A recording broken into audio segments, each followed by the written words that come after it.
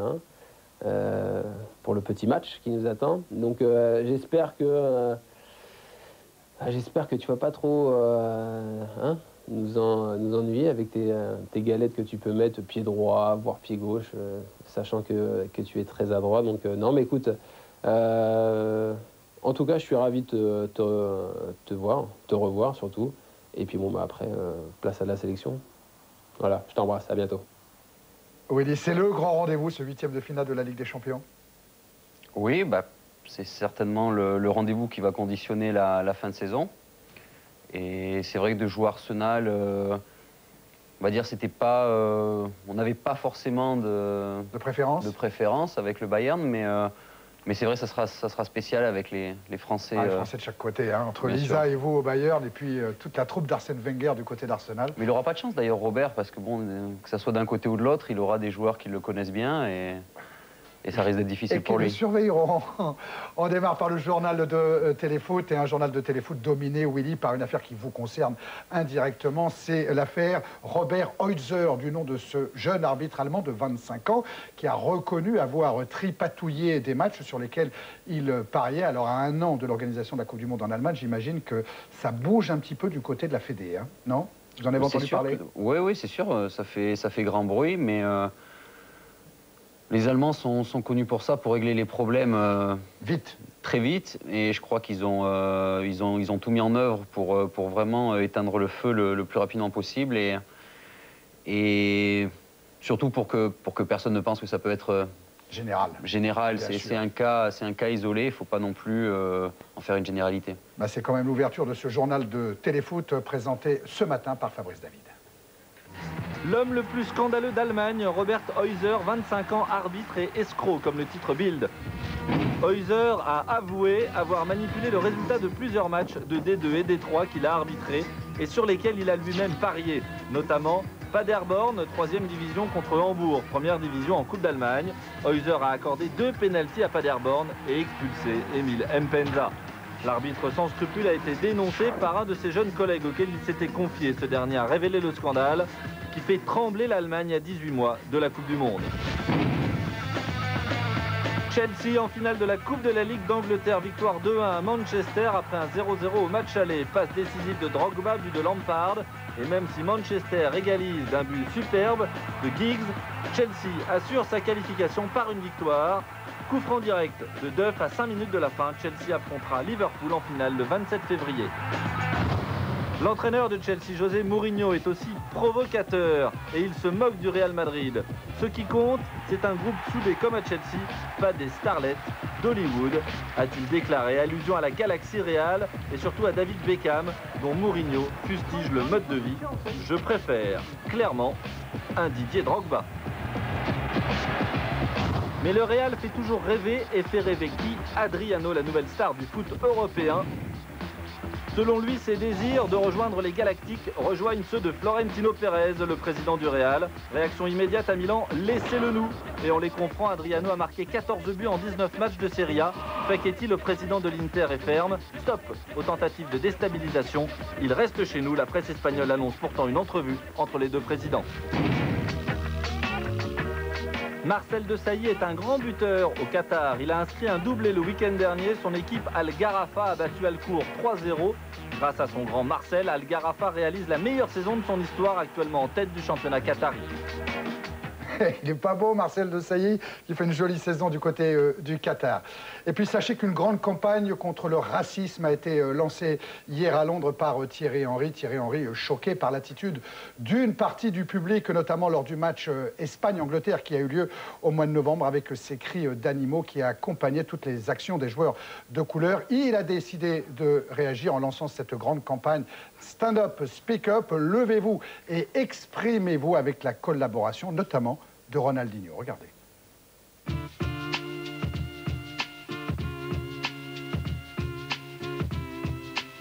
You know, sometimes you don't understand, I think, when you're on the pitch, how hard it is to keep cool. The images of the game Spain even went all over the world, so, you know, everyone was kind of shocked.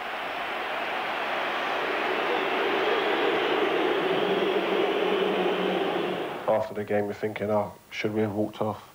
Would it have been a good idea? There's so many repercussions that could have happened from that.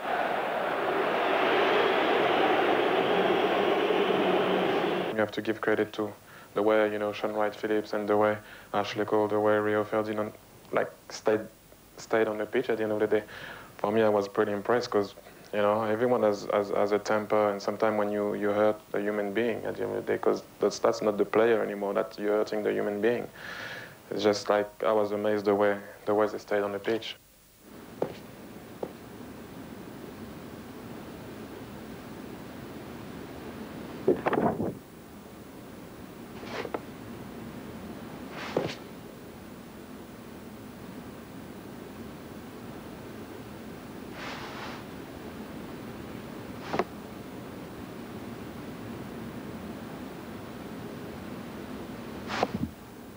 Stand up. Speak up.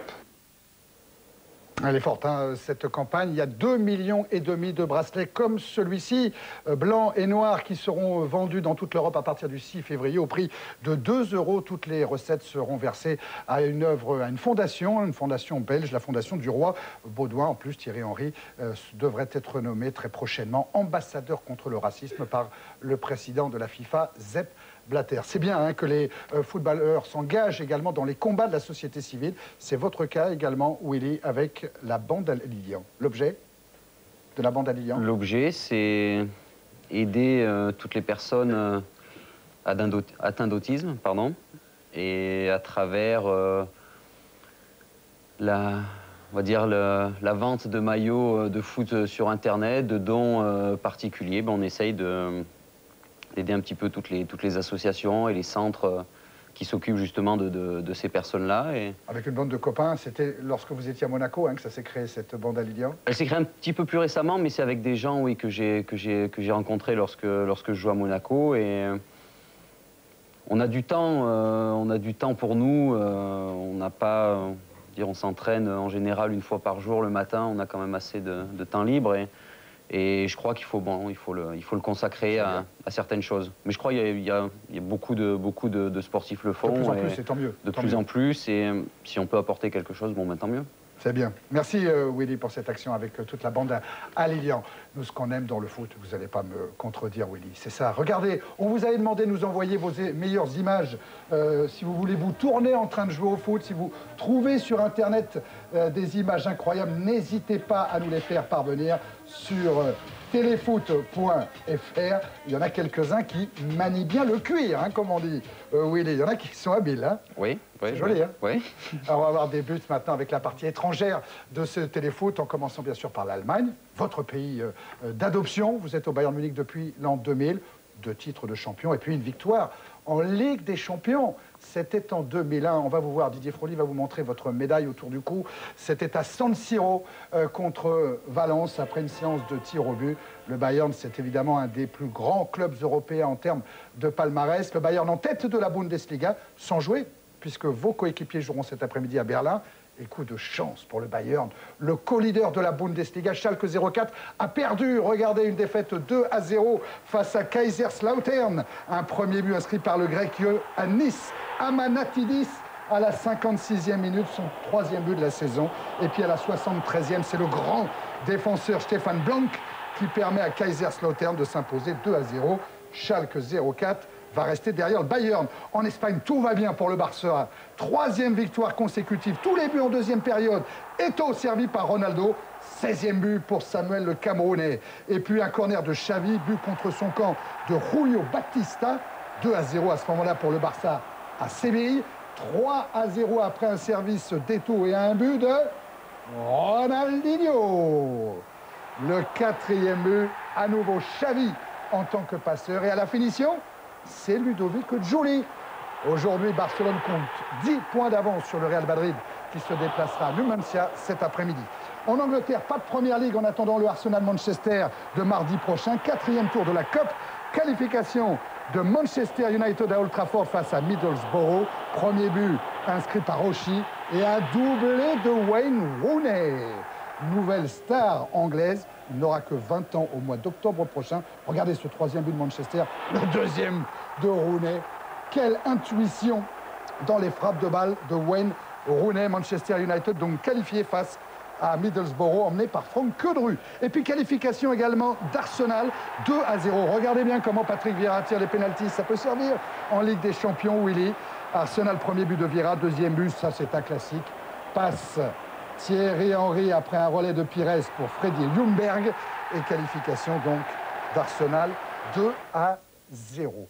Nicolas Anelka ne joue plus en Angleterre, ne joue plus à Manchester City. On parle de son transfert pour le club turc de Fenerbahçe. D'après nos informations, c'est en bonne voie, mais comme d'habitude, tout se jouera à la fin de la limite des transferts dans la nuit du 31 au 1er février.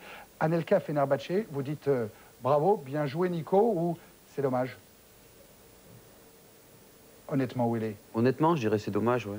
Je dirais c'est dommage parce qu'il a été victime de son passé et je pense qu'il aurait vraiment pu trouver un club à son niveau en Europe occidentale et je trouve dommage d'aller s'expatrier en Turquie.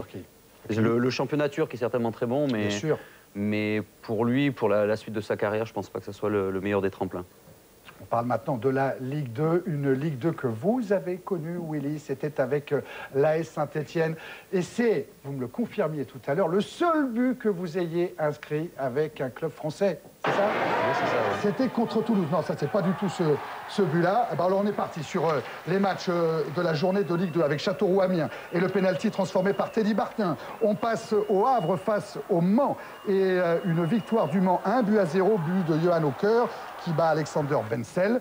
On passe maintenant à Sedan-Clermont et la victoire de Sedan 2-0, but de Laurent Gagné dès la 2e minute qui trompe Enjolras. Et puis à la 21e minute, but inscrit par Cédric Sabin qui signe lui son 5e but de la saison. Bonne affaire hein, pour Sedan dans une journée qui a été un petit peu tronquée avec Dijon, Guingamp et Grenoble-Reims qui sont reportés alors que 3 Nancy se jouera cet après-midi. Laval-Guignon aura lieu lundi. Notez donc la victoire de Montpellier aussi face à Niort 2-0. Au classement, Nancy, avec 2 matchs en moins, compte 1 point d'avance sur Sedan. 3e position, 3 dans le bas du tableau. Clermont-Angers, qui sort de la zone de relégation. Le Havre, Créteil et Niort, toujours en difficulté. La journée de National, avec le leader Valenciennes qui s'impose à Cannes 3-2. Tours prend la 2e place en battu le Racing 2-0. Aux dépens de Valence, match de l'Anime 0-0. Valenciennes, effectivement, en tête de ce classement du national devant Tours et Valence.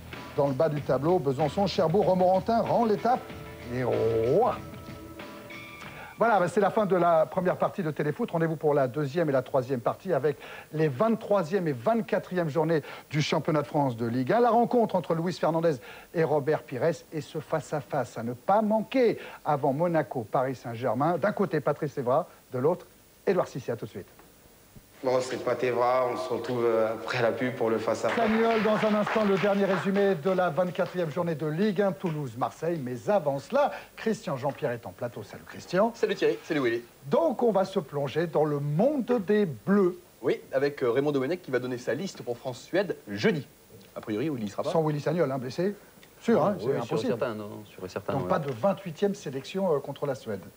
Toujours pas, non. Non, ouais, vous attendrez les matchs qui vont compter les matchs qualificatifs pour la Coupe du Monde 2005. En revanche... Alors dans cette liste, il y aura peut-être Robert Pires. Cette semaine, Luis Fernandez l'a rencontré à Londres. Robert Pires a mis de l'eau dans son vin. Il a toujours envie de jouer en équipe de France. Et il pense même que cette équipe de France peut terminer première de son groupe. On l'écoute. Robert? Luis. Bien? Bien, merci. Bon, Robert, où tu en es? Où j'en suis Comment tu je es vais bien. Bien? Mentalement, physiquement. Prêt pour cette nouvelle année. Je vais pas être derrière le poste à écouter la liste. De toute façon, on m'appellera. Soit pour me dire oui, tu y es, soit pour me dire non, tu y es pas. Ouais. C'est vrai que j'ai eu 2 mois, on va dire, difficiles et pénibles. Ça n'a pas été évident, mais il a fallu surmonter. Aujourd'hui, je l'ai fait. Je vais être franc avec toi, ouais, je serais déçu si j'étais pas appelé pour la Suède. Maintenant, c'est pas moi qui est l'entraîneur, c'est pas moi qui vais donner la liste. Mais tu vas continuer à te battre. Ah ouais, non mais voilà, ça c'est une évidence. Ah bah oui, bien sûr, même si il y a eu des choses incompréhensibles entre le coach et moi. J'ai dit des choses, aujourd'hui je le regrette pas. Je me suis libéré d'un poids qui pour moi était lourd et pesant. En tant qu'entraîneur, quand j'ai à faire des choix, c'est toujours délicat, toujours difficile. C'est pour ça que la position de Raymond, tu as par moment, même si tu peux ne pas l'accepter, tu peux la comprendre. Des fois, je l'accepte pas, mais je la comprends. C'est ça qu'il faut... Clair. Ah oui, non, mais moi, j'ai jamais critiqué un entraîneur sur sa façon de faire. Mais disons que bon... Mais de toute façon, je m'expliquerai avec lui, ça j'en suis persuadé. Tu n'as pas encore réussi à... Vous n'êtes pas encore expliqué, non, pas... on se reverra. Bientôt, j'espère d'ailleurs. Maintenant, les futurs leaders dans la future équipe de France, est-ce qu'on peut te mettre dedans? Est-ce que je peux... Ah, mais je ferai tout pour. Ça sera pas facile, parce que c'est pas mon truc, je l'avoue, c'est vrai. Mais je peux le devenir. Je suis sûr que avec le temps, on va finir premier de ce groupe et se qualifier pour l'Allemagne. Ouais, bah oui, mais... C'est la France dont on parle. Il y a de la qualité, il y a de la possibilité. On n'est pas loin, mais on n'y arrive pas. Donc c'est qu'on a un petit souci, un petit manque. Je sais pas, même des fois, nous on en parle, mais on n'arrive pas à trouver d'explication. Et cette année, il y a deux matchs qui nous attendent, c'est contre le Bayern. Donc j'espère, en tout cas, on fera tout pour... Les retrouvailles. Avec les retrouvailles, Lisa, avec Lisa, avec Willy Sagnol. Donc non, c'est ouvert en tout cas. La Ligue des Champions, on peut avoir confiance. Franchement, oui. Maintenant, il y a mardi, il y a un sacré choc qui arrive là. Là, il y a les retrouvailles parce que ceux-là... Ouais, t'as deux retrouvailles déjà sur le terrain, l'affiche entre Arsenal et Manchester, mais aussi l'autre qui peut être sympa aussi. Entre Ferguson et Wenger. Parce que depuis quelques semaines, ils n'arrêtent pas entre guillemets de s'allumer. La police est intervenue pour calmer les esprits. Ça fait monter la pression, sachant qu'on est devant eux avec un petit point d'avance. Donc non, en tout cas, ça va être chaud, ça c'est sûr. Du grand Robert Pires. Bah, écoute, que Dieu t'entende. Merci Robert, c'est gentil, c'est un plaisir. Bah écoute, à moi aussi. On saura jeudi prochain si Robert Pires est en mesure d'honorer sa 80e sélection avec les Bleus, après l'annonce faite par Raymond Domenech, qui sera d'ailleurs l'invité de Téléfoot dimanche prochain. Mais vous, qu'en pensez-vous? Est-ce que Robert Pires doit revenir en équipe de France? La réponse de ce sondage sur téléfoot.fr, oui, à une écrasante majorité, 68% de oui. Vous saurez jeudi si Raymond Domenech vous a écouté. Oui, d'accord. Oui, moi je suis pro-Robert. À plus d'un titre. Didier Drogba, suspendu, la Coupe de la Ligue anglaise en main, n'a pu qu'apprécier, notamment sur ce ballon perdu par Barcelone, l'envie de ses équipiers de Chelsea. L'Angleterre, Lille après le coup de pompe, le coup de fouet. Lille, nouveau deuxième du championnat, 8 buts marqués contre Istres. Dans le même temps, Monaco s'est sabordé à Ajaccio. Que vaut l'équipe de France? Quel avenir? Le retour éventuel de Zinedine Zidane? Les explications des consultants de Téléfoot. Les Gunners s'expriment aussi. Thierry Henry a marqué 3 buts avec Arsenal. Robert Pires a lui aussi joué contre Norwich. Et il s'exprime sur les Bleus. Aujourd'hui, je constate, c'est que depuis le mois d'octobre, on n'avance pas, quoi. Et Luis Fernandez est l'invité ce matin de Téléfoot. Bonjour à tous, bonjour Luis. Bonjour Thierry. Ça va bien? Très bien. On est vraiment au cœur de la saison, Luis, entre les matchs éliminatoires de Coupe du Monde, la Ligue des Champions, les quarts de finale qui arrivent la semaine prochaine, et le sprint final en Ligue 1. On a de quoi faire dans ce Téléfoot. Et on démarre tout de suite par le journal de Téléfoot, c'est traditionnel, préparé par Frédéric Calange. Il n'a marqué que 4 buts en championnat, mais en sélection, Ruud van Nistelrooy a retrouvé des couleurs. En panne d'efficacité, Van Nistelrooy s'est rassuré mercredi face à l'Arménie. Son premier but en 2005. Victoire 2-0 des Pays-Bas en tête du groupe 1 devant la République tchèque. Héros de l'Euro 2004, Charisteas n'avait marqué que 6 petits buts depuis l'été dernier. Face à l'Albanie, il a permis à la Grèce de conserver sa deuxième place du groupe 2 derrière l'Ukraine. Enfin, l'Angleterre consolide sa place de leader du groupe 6 en battant l'Azerbaïdjan 2-0 avec, petit événement, un but de David Beckham. Critiqué aussi bien en sélection qu'au Real Madrid, les tabloïds se demandent où le capitaine anglais pourra rebondir la saison prochaine. Thierry Henry portera-t-il le maillot barcelonais? Le président du Barça en rêve, les socios aussi. Ils sont 86% à espérer l'arrivée du Français au Nou Camp. Quant à Emerson, le milieu brésilien de la Juve, il pourrait rejoindre la saison prochaine le Real Madrid. Arbitre bousculé en Corée du Nord pour un pénalty non sifflé aux Coréens. Des Coréens battus par l'Iran. Échauffourée lors de Zambie-Congo et plus grave encore, menace de mort sur 2 joueurs maliens après leur défaite face au Togo. Les incidents ont été nombreux en cette semaine de qualification. Des images honteuses à bannir et vite. On préfère cette image de José Mourinho en compagnie de Shimon Peres, l'ancien Premier ministre israélien. Le coach de Chelsea était cette semaine à Tel Aviv pour jouer un match pour la paix entre Israéliens et Palestiniens. Mourinho néanmoins sanctionné de 2 matchs de suspension en Ligue des Champions et d'une amende pour ses accusations visant Ander Fries à l'issue du match Barcelone-Chelsea. L'équipe de France Espoir s'est inclinée mardi en Israël. Premier but israélien signé Ohayon. Jérémy Mathieu égalise. Et grâce à ce superbe but du Canet Zubar, l'équipe de France Espoir pense tenir la victoire en Israël. Mais les Israéliens égalisent à 2 partout par Arbitman, puis arrachent la victoire à l'ultime minute par Alberman. Les Espoirs français sont 2e à 3 points des Israéliens dans ces éliminatoires pour l'Euro 2006. Ouais, la qualification sera difficile à accrocher pour cet Euro 2006 espoir pour l'équipe de René Girard. Et bien justement, on va en parler des sélections nationales avec Louis, avec Christian Jean-Pierre. Salut Christian. Salut Thierry. On va s'intéresser au groupe 4, à ce groupe 4, le groupe de l'équipe de France. La semaine a été rude, Louis. Ce match nul au Stade de France Paris 2012, samedi dernier contre la Suisse 0-0. Match nul mercredi à Tel Aviv, 1 but partout contre Israël. Moi, j'étais confiant en France-Suisse et Israël-France. Ouais, on attendait 6 points. On attendait 6 points. Peut-être 4. Ouais, mais là, on est un peu inquiet. On sort avec 2. On en sort avec 2, on est un peu inquiet. On attend la suite en espérant que tout ira bien. Alors justement, et en plus, il y a eu une mauvaise nouvelle, parce que pendant que se disputait à Tel Aviv le match Israël-France, il y avait au même moment, à Zurich, l'opposition entre Suisse et la Chypre.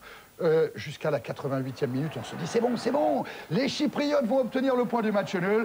Mais voilà Zorro, Alexander Frey, le meilleur buteur de la Ligue 1, qui permet aux Suisses d'obtenir les 3 points de la victoire. La Suisse, toujours, et comment, en course pour la qualification à la Coupe du Monde. Alexander Frey, Thierry, 17 buts en 33 sélections avec les Suisses. Quelle efficacité. Puis alors, ce but-là est important, Louis. Hein. Qu'est-ce qui se passe dans ce groupe 4 Toutes les équipes qui sont candidates à la qualification se neutralisent tout le temps. Il n'y a que des matchs nuls. On va dire qu'il y a 4 équipes qui... Mais je pense qu'il y en a 2 qui, particulièrement pour moi, m'ont fait une bonne impression. C'est l'Irlande et la Suisse. C'est un peu mon inquiétude. Autant les Israéliens... Parce qu'il faudra aller dans ces 2 pays. On finira chez les 2 pays, chez les Suisses et chez les Irlandais. Et c'est jamais facile d'aller gagner là-bas. Hein. Quelle est la plus dangereuse? La Suisse. Tiens. Ouais. Majoritairement, tout le monde pense que c'est plutôt l'Irlande, avec notamment ce déplacement. Ils sont pas si mal que ça. Je les ai vus au Stade de France, ils ont fait un bon match, une équipe bien organisée, bien en place, et on les voit réaliser, battre Chypre. C'est pas toujours facile de les battre, ces équipes. Ils les ont battus. Hein. Ouais, et pourtant, tout avait pas mal commencé du côté de Tel Aviv mercredi soir, Louis. Il y avait une équipe de France qui était bien en place, qui n'avait pas marqué en première période, certes, mais au début de la deuxième mi-temps, joli mouvement. C'est vrai, c'est une de ces belles actions bien construites, bien préparées, avec ce centre et regardez la présence de 3 joueurs français dans cette surface et en même temps ce but de David Trezeguet, c'est ça qui a été hyper important, surtout d'avoir pris davantage, d'avoir marqué, surtout à l'extérieur. Et c'est là quand on voit la suite, c'est un peu dommage, un peu regrettable. L'expulsion de David, hein, parce qu'à partir de là, on a eu un peu des soucis sur ce côté droit, on n'a pas su trouver l'équilibre tactique, on va dire, pour essayer d'y remédier. Et là, on tombe sur une égalisation israélienne fort bien mérité sur la fin parce qu'ils nous ont quand même poussé, nous ont fait reculer, nous ont fait... Ah ouais, en jouant en infériorité numérique. En infériorité numérique. En général, on dit qu'à 10, on peut s'en sortir, on peut trouver des solutions. Mais là, on n'a pas su les trouver. C'est bien dommage parce qu'il y avait quand même un bon coup à jouer. On va revenir sur les différents événements qui se sont déroulés ce week-end avec les Bleus. Et c'est tout de suite Lionel Gendron qui va lancer le débat avec les consultants de Téléfoot, avec Arsène Wenger et Guy Roux. Premier thème, premier chapitre. Que vaut cette équipe de France ?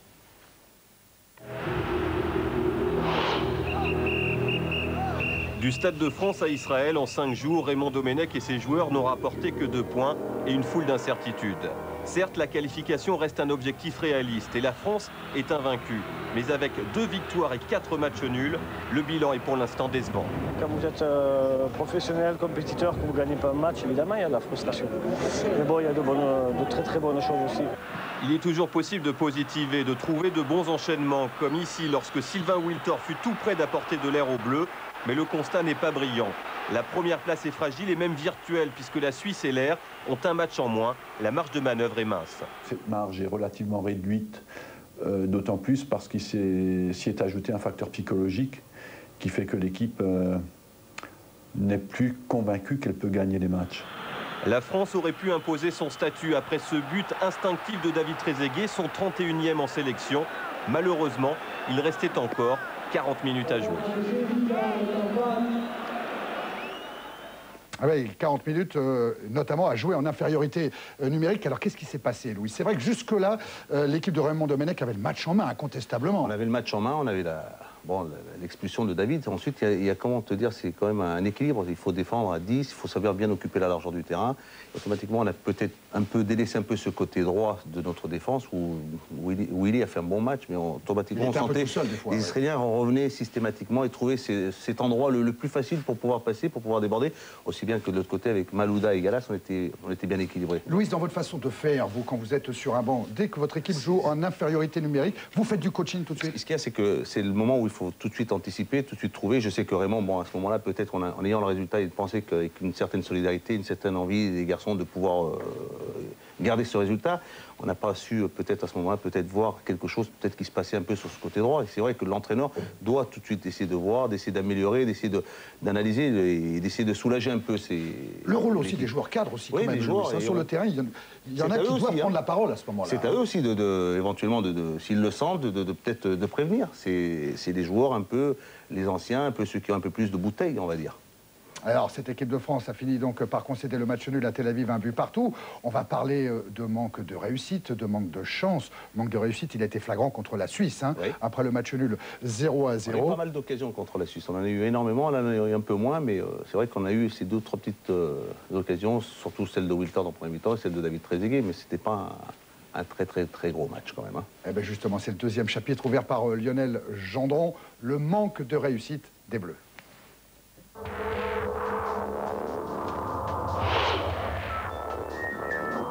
La France avait bien le match en main, elle avait marqué un but, on pensait qu'elle pouvait aller au bout. Eh bien, il y a toujours un grain de sable, et là c'était un pavé. Une expulsion à la 56e minute qui changera tout. Jusque-là, les Français se portaient plutôt bien. On tenait le bonbon, on maîtrisait le match, et il y a eu ce fait de jeu, et bon, faut gagner en expérience, parce que j'espère que ça ne nous coûtera pas cher pour la fin. Le manque de réussite, les Israéliens auraient pu l'invoquer quand, après avoir mis en panique la défense française, ils butèrent sur un excellent Fabien Barthez. Mais la marche lente de l'équipe de France ne peut être imputée à la fatalité. Je ne crois pas qu'on puisse dire qu'il y a réussite ou manque de réussite. Il peut y avoir d'excellents gardiens en face, mais à ce moment-là, c'est la qualité de l'adversaire parfois. Et ce n'est sans doute pas un manque de réussite si les Français ont été rattrapés au score avec ce but de Baldir à la 83e minute. Mais en fin de match, le supplément d'âme était du côté israélien. Ah, Louis, vous avez entendu Arsène Wenger, 5 buts inscrits par les Bleus en 6 matchs éliminateurs de la Coupe du Monde. C'est pas forcément un hasard, c'est pas que le manque de réussite. C'est un manque de réalisme, on n'arrive pas à les mettre. Il y a un manque de confiance, il y a quelque chose qui bloque, il y a quelque chose qui coince quelque part. Il faut essayer de trouver les solutions. Je pense qu'il y a que Raymond qui pourra éventuellement les trouver. C'est pas un problème d'attaquant, Louis. Non, surtout pas à ce moment-là, parce que c'est peut-être à l'heure actuelle, c'est là qu'on a peut-être sur le plan offensif, on a les meilleurs éléments, on va dire. Alors écoutez... Tu sais, quand tu as Thierry Henry, meilleur buteur du championnat anglais, David Trezeguet, c'est dommage que... Et puis, dans la préparation du match face à la Suisse, Raymond a quand même été pas mal perturbé quand même, par rapport à d'autres éléments, les blessures, et ça y fait quand même aussi. Hein. Alors, on a enquêté, Louis, pour savoir si vous, téléspectateurs de Téléfoot, vous pensez qu'il y avait un problème d'attaquant au sein des Bleus. Quel était l'attaquant idéal? Il se trouve qu'un de nos reporters s'est promené dans les rues de Lyon pour demander à de tout jeunes joueurs, vous allez peut-être en reconnaître un, Louis, tout jeunes joueurs, des petits benjamins, de savoir pour eux quel était l'avant-centre idéal, quelles étaient les qualités premières d'un bon attaquant. Écoutez, regardez bien, Louis, regardez bien. Que doit posséder un avant-centre. Un avant-centre doit posséder une bonne frappe, une bonne frappe de balle, un bon marquage et un bon élancement. Ouais. Partir toujours dans le trou. Une vitesse. Ouais, faut courir très vite aussi. Beaucoup de technique. Faut courir très vite. Beaucoup de technique. Pour effacer des joueurs. Vous avez reconnu le petit gamin sur la gauche? Ouais, c'est moi ça. Mais oui. C'était il y a 30 ans. Non mais c'était où ça? À Lyon, en 1974, où déjà on se posait la question de savoir si l'équipe de France avait de bons attaquants. Pas mal, non? Ah bah c'est pas mal, mais... ça vous fait rire. Hein. Ça, c'est la belle surprise. Pas, ça, ouais. Il y a 30 ans, monsieur. L'analyse était bonne, hein. Un bon jeu de tête, bonne frappe de balle, les 2 pieds. Les 2 pieds, bon dans la surface de réparation, un bon placement. Vous aviez déjà tout juste, hein? Ouais, je commençais déjà à sentir. Ça, hein. Et c'était il y a 30 ans. Allez, le 3e chapitre, on redevient sérieux, évidemment. 3e chapitre dans le dossier équipe de France avec Lionel Gendron. Quel avenir pour les Bleus?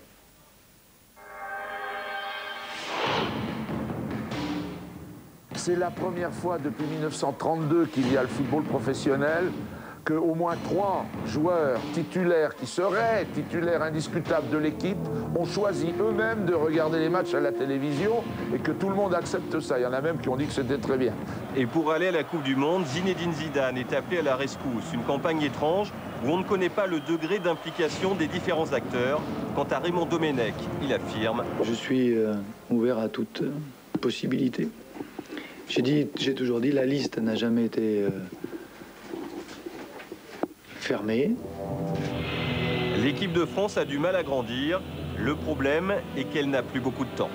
C'est une équipe en reconstruction. Bon, c'est évident que pendant qu'on construit une maison, il pleut tant qu'on n'a pas mis le toit. Hein.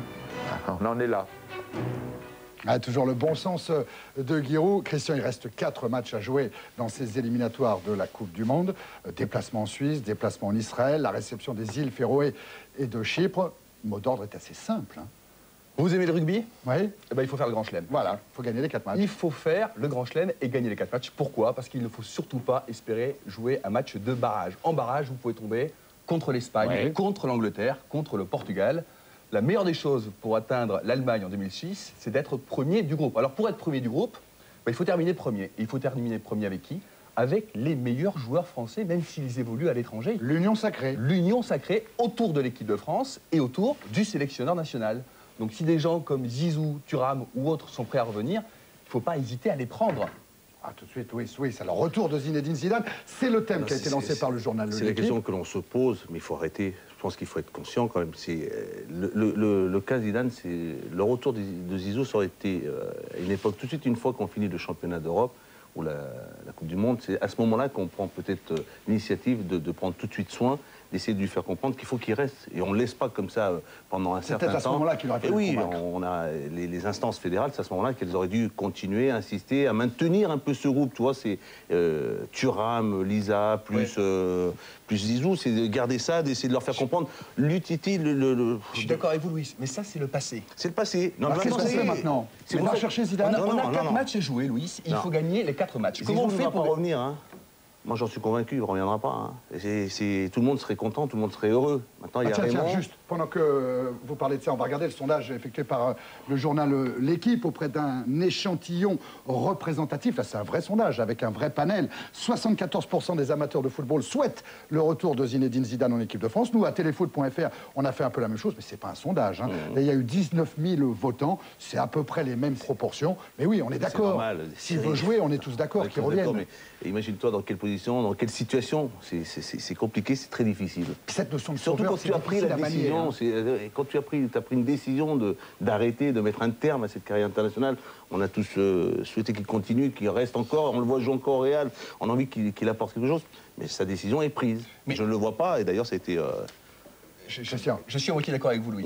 Quand vous voyez la mi-temps de Zizou, même le match, face à la Juventus de Turin à Bernabéu en Ligue des Champions, quand vous voyez le match qu'il fait, quand vous voyez ce que déclare la presse espagnole au lendemain de ce match, en disant c'est le meilleur joueur du monde, on ne peut pas concevoir que l'équipe de France n'aille pas à la Coupe du Monde 2006 en ayant le meilleur joueur du monde en activité. Est-ce que je peux te dire quelque chose? Est-ce qu'on a fait les choses pour que Zizou reste en équipe de France ou on n'a pas fait les choses? C'est fini, stop. Si on ne les a pas faites, je ne vois pas aujourd'hui. Mais est-ce qu'on ne peut pas les faire aujourd'hui? La question, elle est là. Parlons plus du passé. Ce qu'on est en train de dire, Louis, c'est qu'il faut aussi rappeler juste Fontaine pour marquer les buts, Raymond Kopa et Michel Platini pour donner les bons ballons. Michel n'est plus revenu, Fontaine ne sont plus revenus, il n'y a que Tigana et Fernandez qui sont revenus. Hein. C'est pas à nous. Oui, ça c'est vrai que vous êtes revenu avec Jean Tigana en équipe de France sous l'impulsion de Michel Platini. On va écouter Robert Pires, qui était évidemment absent à Tel Aviv. Robert Pires qui n'a plus été convoqué par Raymond Domenech depuis la fin de l'année 2004. L'avis de Robert Pires, tout de suite au micro de David Astorga.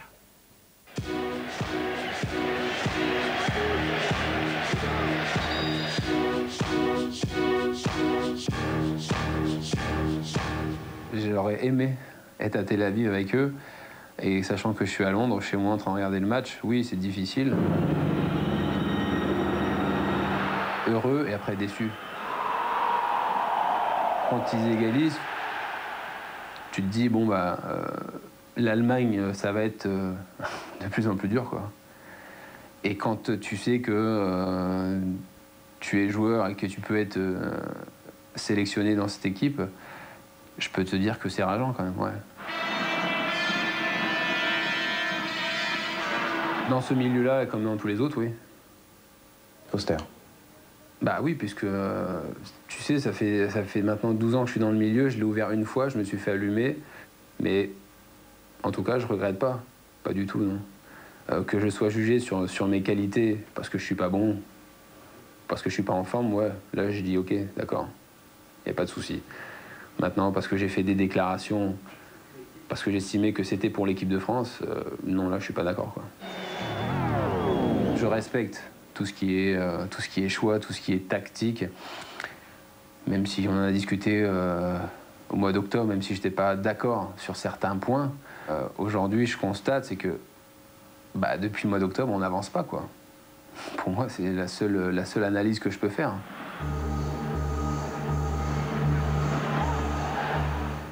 J'aimerais y croire. Maintenant, il n'y a que Zizou qui peut nous répondre. Il n'y a personne d'autre.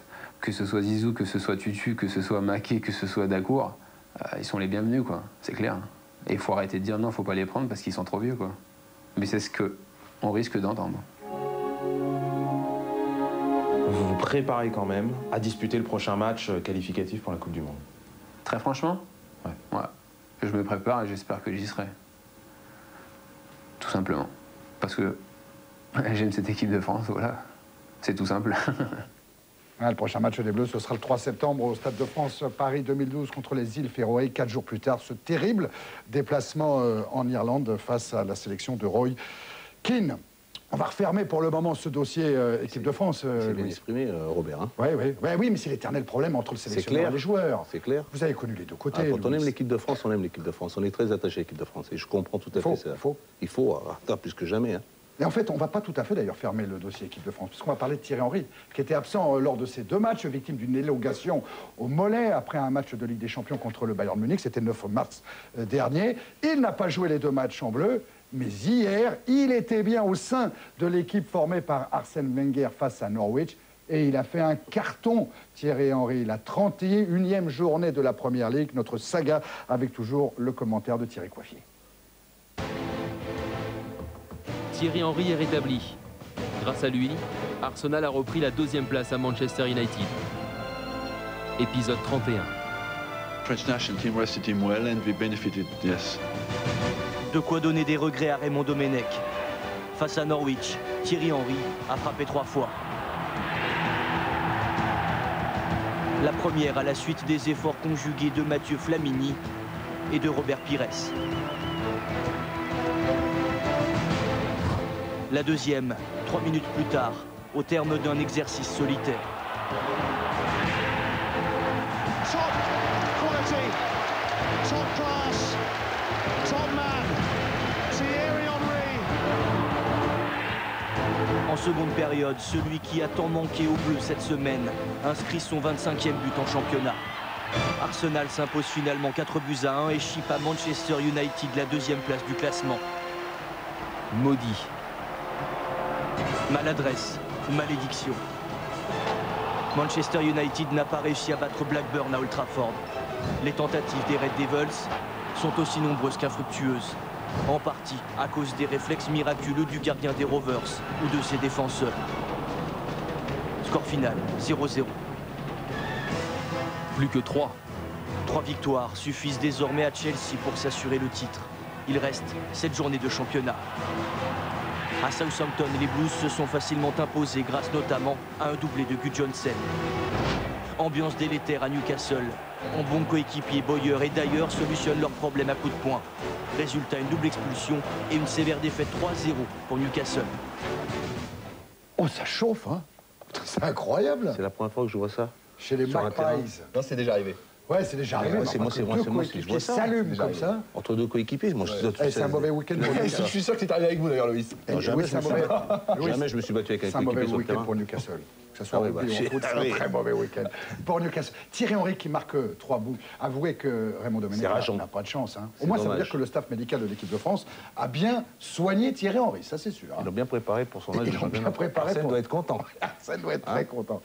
Allez, on passe à notre côté match numéro 1. L'occasion de vous rappeler que c'est le retour de la Ligue des Champions. Cette semaine, mardi, Lyon-PSV à suivre en direct sur TF1. Mais il y aura également un Chelsea-Bayern Munich côté match avec cette équipe de Chelsea qui reste sur 32 matchs sans défaite à domicile.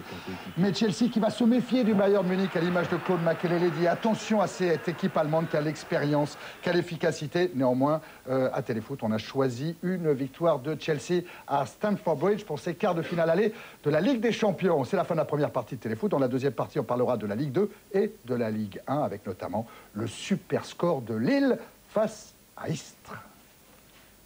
Bonjour, c'est Matt Mousselou. On se retrouve dans un instant dans Téléfoot pour parler de mon quadruplé.